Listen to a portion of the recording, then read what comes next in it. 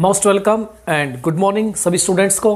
तो स्टार्ट करते हैं अपनी सीरीज जो चल रही है, उसी सीरीज को आगे बढ़ाते हैं। तो class 9th chapter 3 history 3rd video लेके आए हैं और today is our topic is the effects of the war, अर्थात जो युद्ध हुए थे।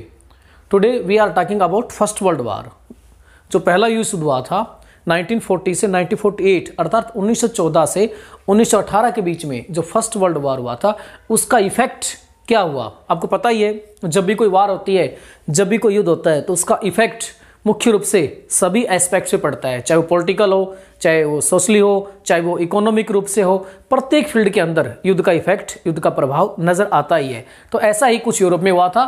तो प्रथम विश्व युद्ध के बाद क्या क्या इफेक्ट हुए थे, तो यहाँ पर देखते हैं डेवेस्टिंग इम्पैक्ट साइकोलॉजिकल एंड फाइनेंशियली देखिए मुख्य रूप से बहुत बुरा प्रभाव पड़ा था प्रथम विश्व युद्ध के बाद। मुख्य रूप से हम देखिए साइकोलॉजिकली रूप से और फाइनेंशियली रूप से। साइकोलॉजिकली रूप से यानी मानसिक रूप से देखें तो जर्मनी के लोगों के साथ जो ट्रीटी ऑफ वर्साइल की गई थी, उस संधि के बाद लोगों के मन में एक अशांति थी और वो किसी भी प्रकार से इस फर्स्ट वर्ल्ड वॉर में जो इंसल्ट हुई थी, जो बेइज्जती हुई थी, उसका बदला लेना चाहते थे। तो मनोवैज्ञानिक रूप से या मानसिक रूप से कहें तो बहुत अधिक वो लोग परेशान थे। और फाइनेंशियली यानी आर्थिक रूप से भी सारी जो कंट्रीज थी इस युद्ध में भाग तो लेती हैं और सभी कंट्रीज ये सोचती हैं कि इस युद्ध के अंदर कुछ ना कुछ हमें गेन होगा, लेकिन वो गेन करना इसके बल्कि एक प्रकार से कहूं तो आर्थिक रूप से इतने लंबे युद्ध के अंदर पूरा का पूरा जो यूरोप था वो डिस्ट्रॉय हो गया, बर्बाद हो गया था। आगे है यूरोप। अगर यूरोप की बात करें तो continent of the creditors to continent of debtor, यानी कि उस समय यूरोप जो था वो इकोनॉमिक रूप से, आर्थिक रूप से इतना पावरफुल था कि वो विश्व के जितनी अन्य कंट्रीज थी उन अन्य कंट्रीज को लेकिन आफ्टर दिस वार, इस युद्ध के बाद में उसकी जो कंडीशन थी टू कॉन्टिनेंट ऑफ डेप्टर, यानी वो कर्जदार बन गए। यानी कि यूरोप की जो कंट्रीज थी उनको अन्य देशों से कर्ज लेना पड़ रहा था, उनसे उधार लेना पड़ रहा था, उनसे एक प्रकार से ऋण लेना पड़ रहा था। ऐसी हालत यूरोप की हो गई थी। और आपको पता होगा देयर आर 7 कॉन्टिनेंट, ये आपको पता होना चाहिए, कॉन्टिनेंट 7 है। मुख्य रूप से इस युद्ध के अंदर यूरोप की स्थिति खराब होने का कारण भी यह था कि यूरोप के सारे देश इस विश्व युद्ध में कूद चुके थे और आर्थिक रूप से, फाइनेंशियली रूप से सारे के सारे डिस्ट्रॉय हो गए थे। आगे वीमर रिपब्लिक, या हिंदी में इसको वाइमर भी बोलते हैं, या वीमा रिपब्लिक या Weimar Republic and it's sports faced problems. मुख्य रूप से जो नया गणराज्य बनाया गया था ड्यूरिंग फर्स्ट वर्ल्ड के दौरान ही जो नई रिपब्लिक बनाई गई थी, नई पार्लियामेंट बनाई गई थी। अब इस नई पार्लियामेंट को मुख्य रूप से जो सपोर्ट करने वाले थे वो सोशलिस्ट थे, कैथोलिक थे और डेमोक्रेटिक्स थे। तो ये लोग जो इसको सपोर्ट करते थे, तो ये लोग जहां भी बाहर लोगों को दिखाई देते थे, लोग पब्लिकली उनके ऊपर अटैक कर देते थे। वो अटैक इसलिए करते थे क्योंकि ये जो लोग मुख्य रूप से नए जो रिपब्लिक लाया गया था, न्यू रिपब्लिक लाया गया था, या वाइमर गणराज्य लाया गया था, वाइमर रिपब्लिक लाया गया था, इसको सपोर्ट करते थे। इस वजह से अब वो लोग मुख्य रूप से ये इनके सपोर्ट ही थे, डेमोक्रेटिक भी थे, सोशलिस्ट भी थे और कैथोलिक भी थे। तो इनके ऊपर एक प्रकार से अटैक किया जाता था और इनको नवंबर क्रिमिनल्स कहा जाता था। अब नवंबर ऑफ क्रिमिनल्स कहने का मुख्य कारण यह था, नवंबर के अपराधी कहा जाता था। इसलिए कहा जाता था क्योंकि जो ट्रीटी ऑफ वर्साइल की गई थी वो नवंबर मंथ में की गई थी। नवंबर मंथ के अंदर ट्रीटी ऑफ वर्साइल अर्थात वर्साई की संधि की गई थी। और आपको पता होगा वर्साई की संधि का जर्मनी के ऊपर कितना इफेक्ट पड़ा था, ये मैंने पिछले वीडियो में आपको बताया, उसमें आप देख सकते हैं। इस वजह से इनको नवंबर क्रिमिनल्स भी कहा जाता था। First world war deep impact on European society. मैंने अभी बताया था कि फर्स्ट वर्ल्ड वार का जो यूरोप की सोसाइटी थी उसके ऊपर बहुत ही गहरा प्रभाव डाला था।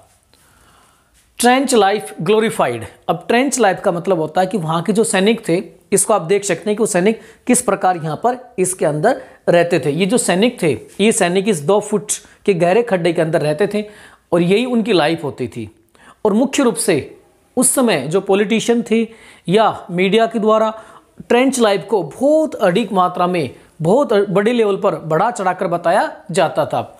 और सिविलियन पीपल्स के मुकाबले के अंदर जो आर्मी सेना के जो पर्सन होते थे उनका बहुत अधिक रेस्पेक्ट किया जाता था। और रेस्पेक्ट करने के पीछे कारण भी ये था ताकि और जो लोग हैं, अन्य जो लोग हैं, वो ज़्यादा से ज़्यादा आर्मी के अंदर ज्वाइन करें, सेना को ज्वाइन करें, ताकि प्रथम विश्व युद्ध का बदला लिया जा सके।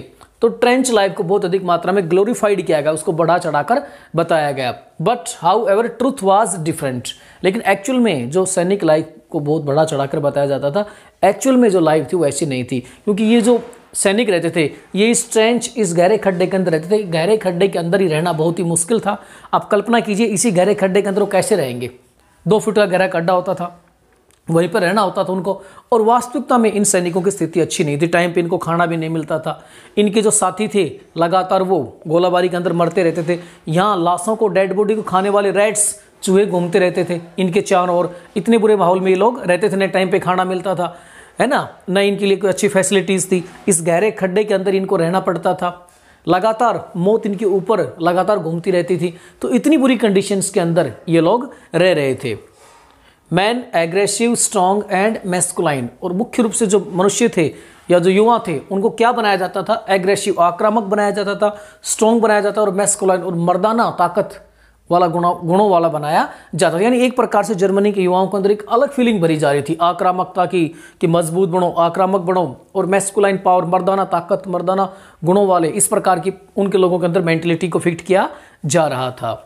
एग्रेसिव वार प्रोपगेंडा, मुख्य रूप से एक प्रकार से युद्ध को बढ़ा चढ़ाकर बताया जाता था।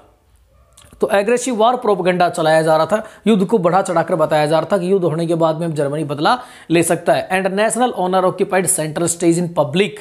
मुख्य रूप से आप देखें तो लोगों के बीच के अंदर भी और सैनिकों के अंदर भी नेशनल ऑनर, अर्थात जर्मनी जो है प्रथम विश्व युद्ध की जर्मनी में हार हो गई, उसको बदला लेना है, ट्रीटी ऑफ वर्साइल का बदला लेना है। उस चीज के कारण मुख्य रूप से नेशनल ऑनर, राष्ट्र के सम्मान को केंद्र बिंदु में रख दिया गया और अन्य सब चीज़ों को इग्नोर कर दिया गया कि राष्ट्र का सम्मान सर्वोपरि है।